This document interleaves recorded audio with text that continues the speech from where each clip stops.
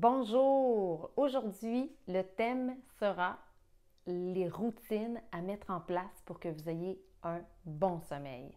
Mon nom c'est Marie-Hélène Carrier. Je suis nutritionniste de formation, mais maintenant je suis coach en santé globale. Et la santé globale me tient à cœur parce que pour moi, ma mission, c'est d'instruire les gens à quel point il faut harmoniser toutes les parties de notre être et notre corps physique, c'est une chose, nos émotions, c'est une chose, nos pensées, c'est une autre chose. Et il y en a pour qui c'est même la spiritualité qui est une autre chose, qui vient vraiment moduler comment est-ce que notre santé va se porter. Donc, pour ma part, ma santé a toujours été un signe qui m'a amené à travailler sur moi, à me transformer, oui, physiquement, mais aussi psychologiquement, émotionnellement, mentalement et spirituellement. Et je ne suis pas la seule pour qui le chemin de la santé passe par la santé qui est grâce à une croissance personnelle. Donc, dans tout ça, j'ai déjà eu des troubles de sommeil, j'ai déjà fait une dépression postpartum, j'ai eu des troubles de sommeil durant 2 ans et il a fallu que je réinstalle carrément mes routines du soir. Mes routines du soir, afin qu'elles deviennent saines pour moi, il a fallu, la première des choses, que je change les écrans de télévision. Donc, à partir de 2 heures avant d'aller me coucher, pour certains, ça va être 1 heure, de ne pas écouter la télévision 2 heures avant d'aller se coucher, de faire une routine qui va vous faire du bien. Ça peut être d'aller prendre un bain, ça peut être de lire un livre qui vous fait du bien, ça peut être de colorier, juste d'avoir une discussion agréable avec votre conjoint, mais quelque chose qui soit positif pour vous et qui soit dans la légèreté. Alors, pas de grosses téléséries intrigantes avec un gros suspense. Il y en a pour qui leur système nerveux est juste pas fait pour ça. Donc, ce que je vous suggère, au moins du moins, juste avant d'aller vous coucher, ça serait de vous créer une petite routine où vous allez pouvoir écrire quelque chose. Pas long. Ça peut être d'écrire une gratitude tout simplement avant d'aller vous coucher. La dernière chose que vous allez mettre dans votre cerveau avant de déposer votre tête sur l'oreiller va vraiment avoir un impact sur qu'est-ce que vous allez porter durant votre nuit, dans vos premiers rêves, dans vos premières pensées. Donc ça, c'est quelque chose qui est super important. Choisissez la qualité de l'information que vous allez mettre dans votre cerveau juste avant de vous coucher. Donc, ma suggestion, c'est d'écrire une gratitude que vous avez eue pour la journée. Merci la vie pour avoir eu telle opportunité aujourd'hui. Merci la vie, j'ai rencontré telle personne aujourd'hui. Merci la vie d'avoir un conjoint qui prend le temps de cuisiner mon souper. Merci la vie d'avoir des enfants qui ont été si joyeux pour moi aujourd'hui. Donc, ça, c'est une des choses. Un autre truc qu'on peut faire, c'est de colorier. Ça peut être des mandalas. Ce qui est important, c'est que si vous voulez vraiment avoir un effet sur votre sommeil, prenez une feuille et choisissez 3 crayons de couleur de votre choix, 3 crayons de couleur qui vous parlent. Faites un cercle, faites un point au milieu et à partir de là, commencez à dessiner des formes, toujours en partant du point, et commencez à dessiner des formes autour avec des couleurs de votre choix. Vous pourriez acheter des mandalas déjà tout faits, ça aussi c'est merveilleux, mais de colorier pendant une certaine période avec ces 3 couleurs-là, toujours en partant du centre.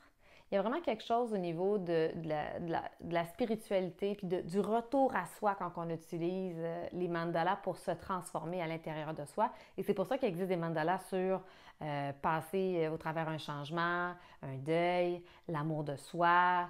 Il y en a plein, là.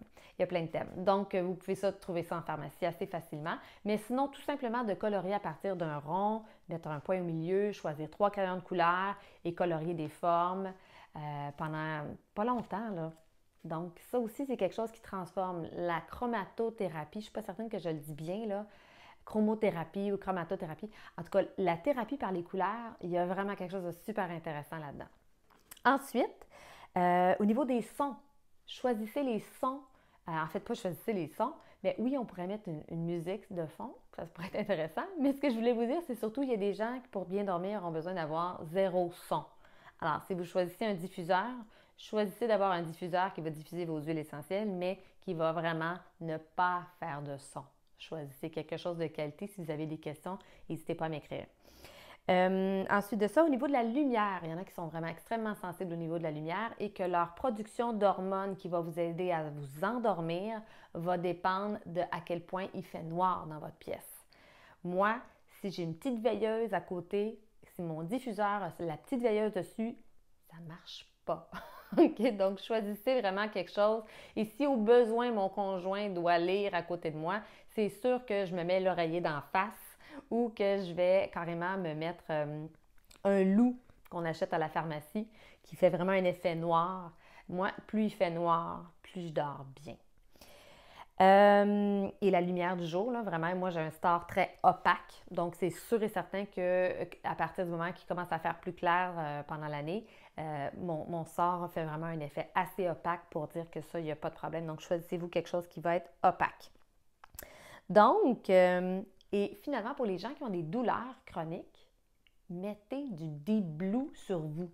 Le D-Blue, c'est une synergie d'huile essentielle qui est tout petite, 5 millilitres, mais qui est ultra puissante. C'est pas pour les gens qui utilisent du coumadin, par contre, parce qu'il y a de la golterie à l'intérieur, qui est comme l'acide salicylique, qui contient l'acide salicylique, qui est comme l'aspirine. Donc, quelqu'un qui ne tolère pas l'aspirine, quelqu'un qui prend du coumadin, on n'utilise pas ça. Mais sinon, les autres personnes qui ont des douleurs chroniques, appliquez-en sur vos douleurs. Ça va tellement vous faire du bien, puis vous allez dormir à cause de ça.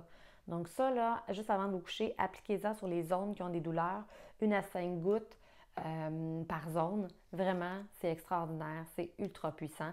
Il existe même en version roll-on qu'on peut rouler, version 10 ml aussi qui existe. Si vous avez des questions, n'hésitez pas à vous trouver une conseillère de doTERRA ou sinon à m'écrire en privé, ça va me faire plaisir de vous aider. Et 3 petites choses à éviter avant de vous coucher. 3 petites choses. Évitez de boire dans l'heure juste avant pour ne pas aller faire pipi toute la nuit. Éviter l'alcool, le café, juste avant aussi. Et les écrans, je vous en ai parlé tantôt. Voilà. C'était tout pour cette semaine.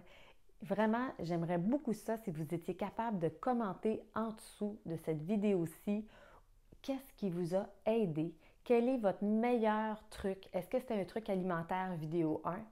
Est-ce que ça a été un truc par rapport à la respiration vidéo 2 et incluant la cohérence cardiaque? Est-ce que ça a été un truc concernant les huiles essentielles que j'ai parlé hier? Ou est-ce que c'est un amalgame finalement de tout ça peut-être? Donc, n'hésitez pas à me commenter vos commentaires concernant l'efficacité de ce que je vous propose et aussi abonnez-vous à la page YouTube parce qu'il y a toujours des informations de plus que je ne mets pas sur Facebook sur la page YouTube. Il existe une vidéo concernant l'auto-sabotage inconscient qui fait en sorte que tout ce qu'on fait, il n'y a rien qui marche. Ça, vous pouvez aller l'essayer aussi. Même chose, ça va pouvoir vous aider à vous endormir. Et pour participer au tirage, taguer, identifier quelqu'un. Plus vous identifiez de gens, plus vous avez de chances de gagner le tirage à la fin des 3 semaines. Et abonnez-vous à la page YouTube. Pour participer au tirage aussi, partagez la publication. Et abonnez-vous à l'infolette. C'est les 3 façons, en fait, de participer au tirage. C'est l'infolette, partager la publication et d'identifier des amis. Merci infiniment. À la prochaine!